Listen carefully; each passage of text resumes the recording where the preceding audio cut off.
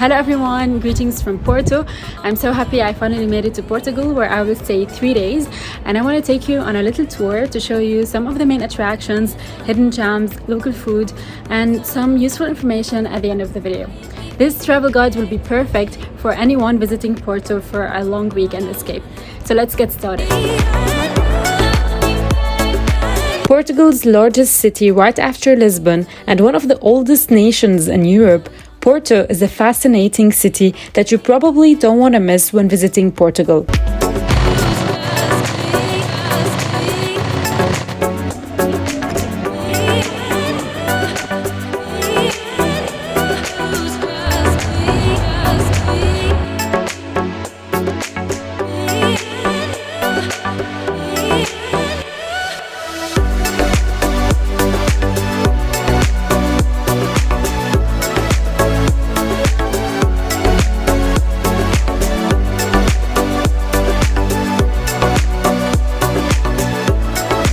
Ribeira is one of the most popular neighborhoods in Porto.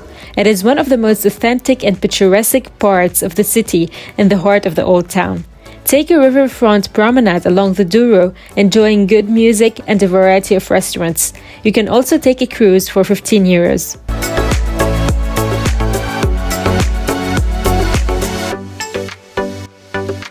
Located in downtown Porto, the Carmo and Carmelitas churches look like the biggest in the city. In fact, they are two churches separated by one of the world's narrowest houses. Carmo Church was built in the 18th century and is an amazing example of the Baroque architecture. Outside, you will find a magnificent panel of blue and white tiles representing the brown scapular imposition on Mount Carmel, designated by Silvestre Silvestri.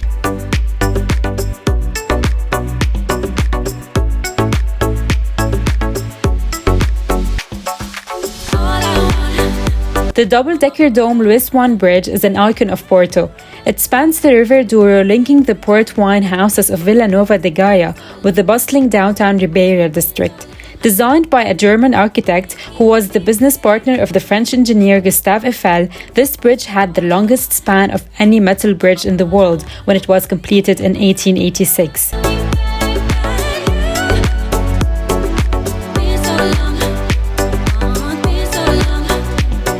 Sé do Porto, or Porto Cathedral, is a Roman Catholic church located in the historical center of Porto.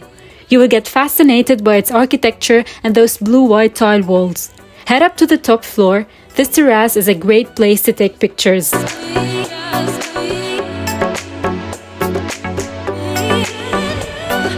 Just near the cathedral, you will find this beautiful place where you can enjoy a great view over the city for free.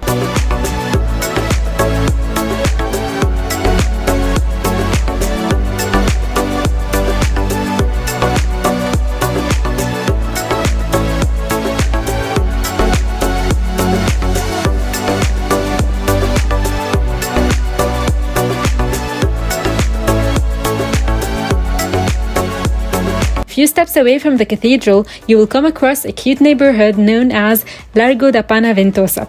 Its brightly colored houses, trendy cafes, and craft shops make it a pleasure to visit and to photograph.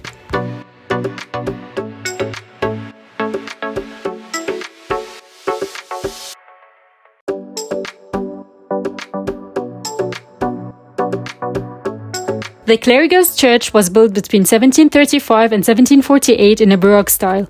It's topped by the Clerigos Tower, and it's one of the most emblematic monuments in the city. It stands 76 meters tall, that's 200 steps to the top, which will give you a privileged view over the city and the river. Book your tickets online a day before your visit to avoid a long queue.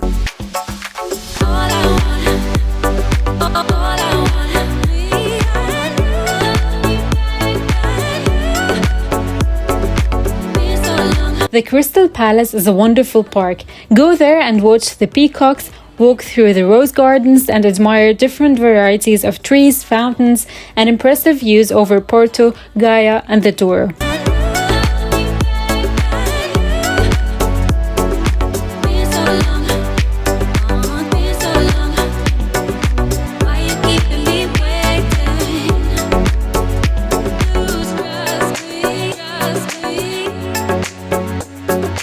Sao Bento railway station is located in the city center, so you'll probably walk past it several times during your stay. Don't miss discovering its main hall, as the real beauty lies inside. The main hall is breathtaking, with over 20,000 tiles that reflect the history of Portugal.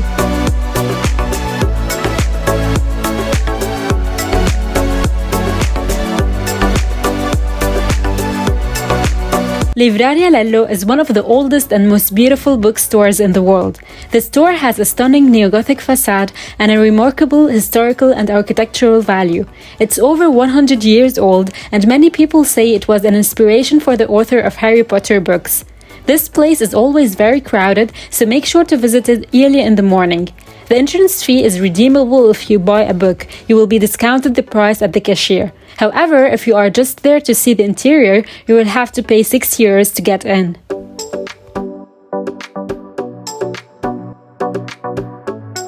This 15th century Catholic church is one of the most Instagrammable places in Porto. The inside as well as the outside are just amazing.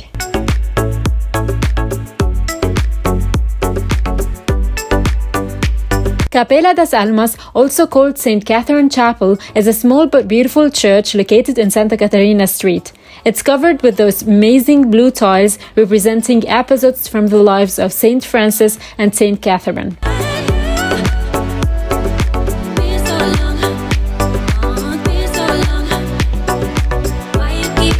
The Fernandin walls are remaining walls that served to protect the city from Spanish invasions during the 14th century.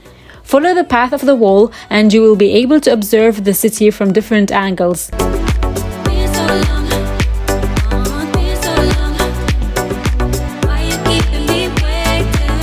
This church, whose interior is covered in gold, is one of the most outstanding examples of Portuguese Baroque. The Church of Sao Francisco was built in the 14th century during the reign of Dom Fernando. When I visited, it was under renovation, but looked anyway fantastic.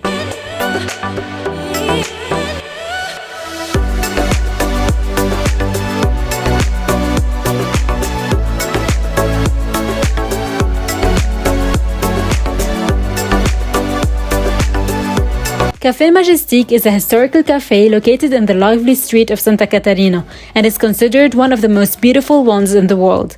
The prices are obviously very expensive compared to other restaurants, but make sure to at least take a coffee once there. I personally ordered a dish because I was starving. Note that it's closed on Sundays.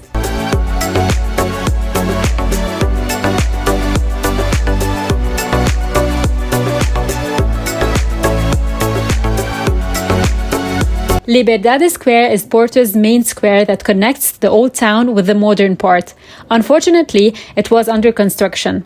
Just off Liberdade Square, on Avenida dos Aliados, you will find what is hailed as the most beautiful McDonald's in the world. So don't forget to take a tour or eat there. It's very unique.